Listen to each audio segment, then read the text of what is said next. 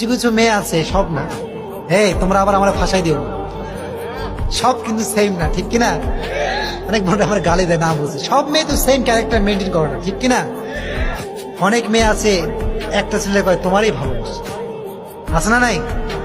You R my everything, তুমি আমার সব।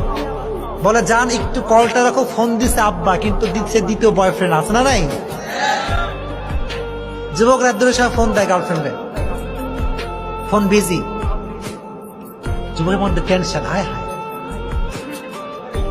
করে কি? আর দুইটার সময় ফোন বিজি, গার্লফ্রেন্ডও কম চালাক না। রাত দুটোর সময় আমার নানি মারা গেছে, আছে না নাই? দেখো এগুলো হাসির কথা, কিন্তু কথাগুলো সিরিয়াস। এই যুবকটাই ওই মেয়েটার জন্য জীবনটা দিয়ে সুইসাইড করেছিল, এখন ঠিক কিনা?